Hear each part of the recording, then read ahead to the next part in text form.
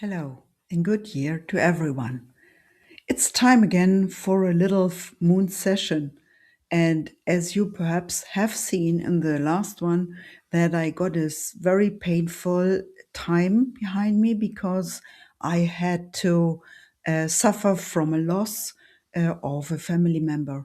So it was really very sad times, and we had to stand together in the family very close. And we need to prepare and organize the funeral, which was, of course, in the cold and very ugly winter time. So it was terribly cold in the northern part of Germany. And we got the whole funeral with a lot of public attention because my family member, my sister, she was a very well-known medicine in a clinic, in a medical hospital. And so there were lots of people, patients, but also friends and close members of her circle who wanted to say goodbye to her. So it was really a long, huge waiting condolence line. And we stand there, all the family together with my closest people, and we had to shake hands of people who we mostly don't know. But we saw the sorrow and the pain, and also the thankfulness in the eyes of the people who came close to us and shook hands. So today it's again a moon session, as I said, because we have the new moon happening in Capricorn. So the sun and the moon are at the same place in Capricorn sign. And this is always the time for the Capricorn season. And I want to characterize a little bit the archetype of Capricorn, mostly in these special times and this special winter time.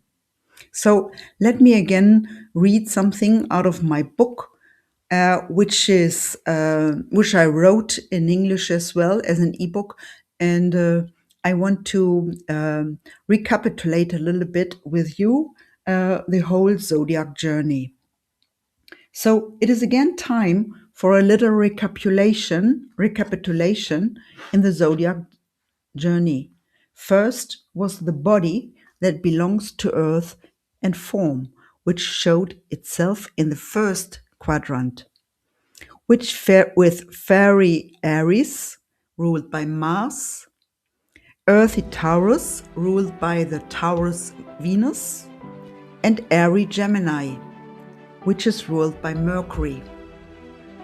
So this was followed by the soul, which slumbers deeply hidden in us humans and wants to be recognized. It opened up in the second quadrant, with Cancer, which re-associate with the moon, Leo, this is for the sun sign, and finally Virgo, again Mercury ruled zodiac sign. Humankind in its development then turned to the other side and thus left the individual, which we had in the first and second quadrant of the zodiac circle. Now we wait the spirit to emerge, and we look for the other opposite of us who we can meet and talk to and live together with. So here we have Libra first in this third quadrant. Libra, which is also associated with Venus, like Taurus, but in a different manner and type. I will talk about that when I talk about Venus again. Scorpio, the next sign, which is ruled by Mars in the ancient astrology, but now, as we discover it, by Pluto, the very far away from the sun, with little dwarf planet, which influences us in a very different way than the others. And I will also make another video about that. And I also did one for the generational influence. And the last sign in the third quadrant is Sagittarius, the last fiery sign, which is ruled by Jupiter. So these are the representations of the third quadrant. Now, what follows is not easily accessible and therefore very mystical and surreal. The fourth quadrant symbolizes the superpersonal, beyond good and evil, thus not of this world, one could say. The spirit, the divine power, and metaphysics have their say in the last quadrant of the zodiac cycle. Here we leave the earth and human being in order to find in the supernatural a final clue to existence. It is obvious that not many people want to enter this area, since we consider to be at home on Earth. Nevertheless, everyone has a fourth quadrant in the birth chart, as well as the signs Capricorn, Aquarius, and Pisces, also followed by the 10th, 11th, and 12th house. And these all represent more or less this fourth quadrant, this energy of this supernatural and mystical area in our lives.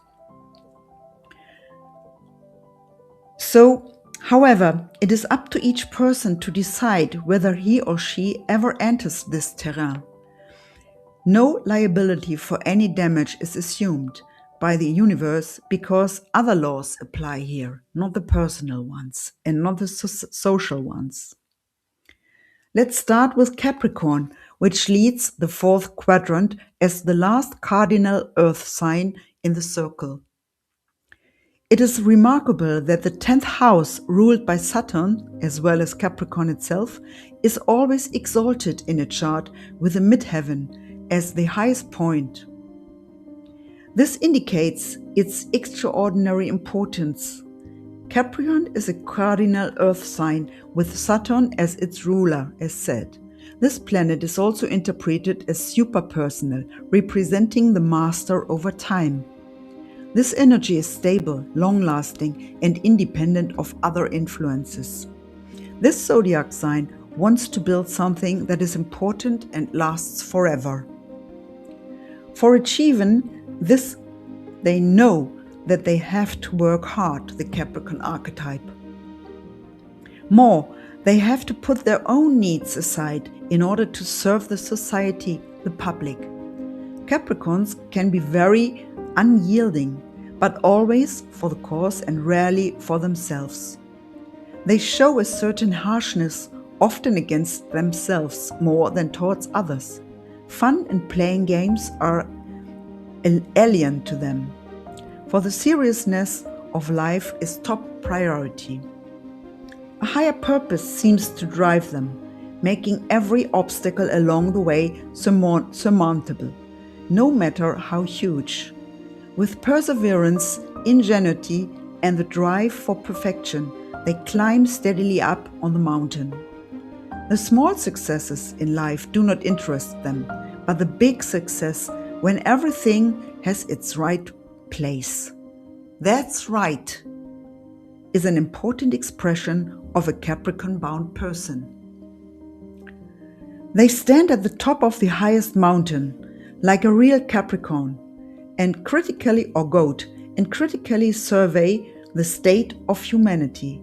In doing so, they can live in remarkable asceticism until opportunities arise and their plans can be implemented so that their goals are achieved. Take it easy, one would like to shout at them from time to time when they overdo it with service to humanity. Their great sense of responsibility can lead them to overdo it and work obsessively towards their goals without looking to the right or left. However, if you are lucky enough to meet a Capricorn, feel favored and honored for they will rarely let you fall. So with this, I want to stop here for the archetype. You can consider your own Capricorn archetype, whether you have any planets in the sign or you are a Sun Capricorn as me. So I leave you here with this new moon and with the consideration and conspiration for a Capricorn mindset, so that you may understand more people who are a little bit timid, a little bit slow, and a little bit more observing what happens before they try to organize and make themselves heard. See you next time. Have a good January, end of January. Until next time. Bye. Stay healthy.